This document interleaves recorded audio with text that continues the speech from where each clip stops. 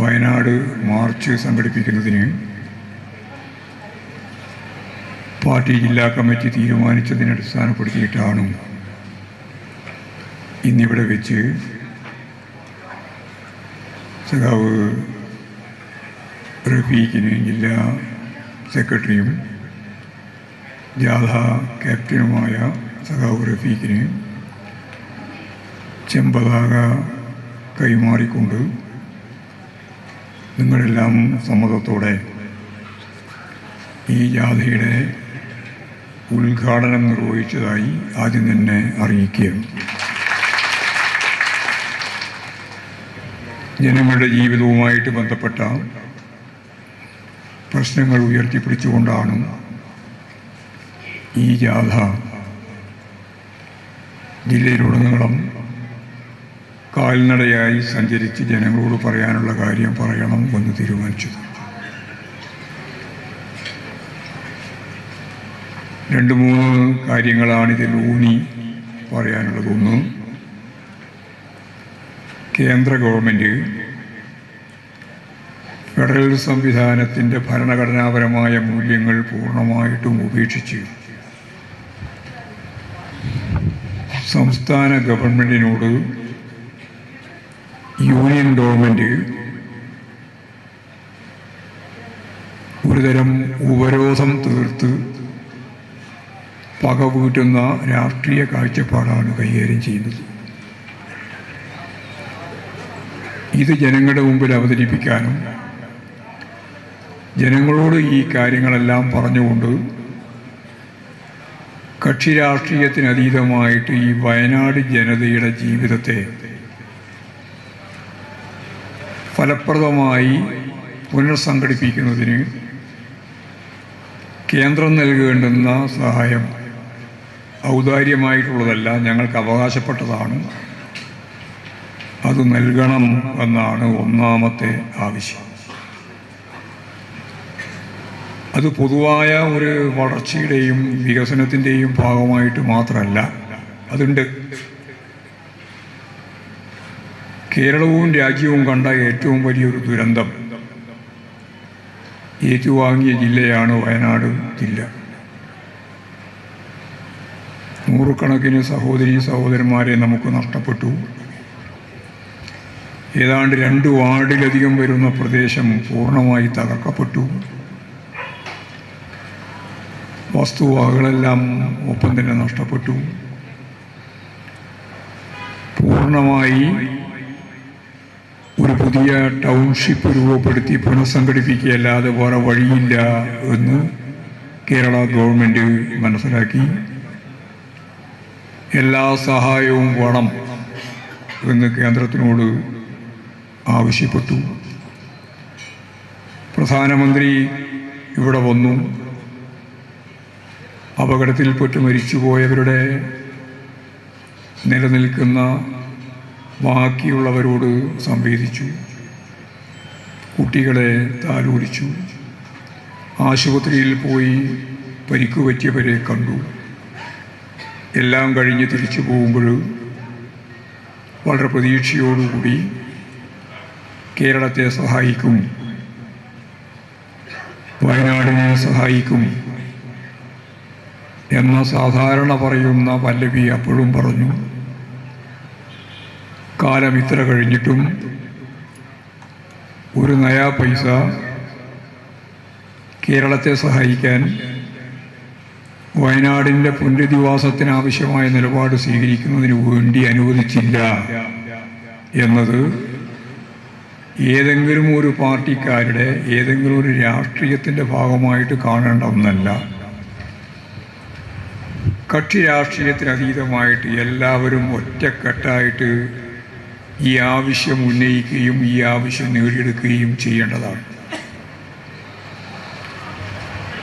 കേന്ദ്ര ഗവൺമെൻറ് എടുത്തുകൊണ്ടിരിക്കുന്ന നിലപാട് മുമ്പും ഇത് തന്നെയാണ്. 2018-ലും 2019-ലും വലിയ ദുരന്തമുണ്ടായി. ആ ദുരന്തം അനുഭവിച്ച കേരളത്തിലെ ജനങ്ങളെ സഹായിക്കാൻ ലോകത്തെമ്പാടും മലയാളിയുണ്ട്. കോരിപ്പെയ്യുന്ന മഴയും മഴയുണ്ടാക്കുന്ന ദുരന്തവും ഏറ്റുവാങ്ങിക്കൊണ്ടിരിക്കുന്ന വലിയ വെള്ളപ്പൊക്കം ഉൾപ്പെടെയുള്ള കാര്യങ്ങൾ ഉയർന്നു വന്നപ്പോൾ ലോകമെമ്പാടുമുള്ള ജനത അവിടെയെല്ലാം പ്രവർത്തിച്ചുകൊണ്ടിരിക്കുന്ന ഊർജ്ജസ്വലമായി ജോലി ചെയ്തുകൊണ്ടിരിക്കുന്ന ഒരു വിഭാഗം എന്ന രീതിയിൽ മലയാളിയുണ്ട്. മലയാളി ഇല്ലാത്ത ഒരു നാടും ഈ ഭൂമുഖത്തില്ല. ആ മലയാളിയോട് ഐക്യദാർഢ്യം പ്രകടിപ്പിക്കുന്ന ഭരണാധികാരികൾ, നിങ്ങളുടെ ദുരന്തത്തോടൊപ്പം ഞങ്ങൾ ചേരാം, നിങ്ങൾക്ക് ആവശ്യമായ സഹായം ഞങ്ങൾ നൽകാം, മലയാളി സാന്ദ്രതയുള്ള ലോകത്തിൻ്റെ വിവിധ രാജ്യങ്ങളിൽ നിന്ന് ഈ സഹായം നിങ്ങൾക്ക് തരാം എന്ന് പറഞ്ഞപ്പോൾ അവിടെയെല്ലാം മന്ത്രിമാരെ തന്നെ അയച്ച് സഹായം നേടാം എന്ന് കേരള ഗവൺമെൻറ് തീരുമാനിച്ചപ്പോൾ കേന്ദ്ര ഗവൺമെൻറ് രണ്ട് കാര്യവും പറഞ്ഞു. ഒന്ന്, ഒരു രാജ്യത്തിൻ്റെയും സഹായം ഞങ്ങൾക്ക് വേണ്ട. രണ്ട്, ആ സഹായം വാങ്ങാൻ വേണ്ടി ഒരു മന്ത്രിയും ലോകത്ത് എവിടെയും പോകണ്ട. ഈ രണ്ട് കാര്യവും തീരുമാനിച്ചതോടുകൂടി കേരളത്തിന് നൽകുമായിരുന്ന നമുക്ക് നഷ്ടപ്പെട്ട ആയിരക്കണക്കിന് കോടി റുപ്യയുടെ നഷ്ടമാണ് കേരളത്തിനുണ്ടായത്.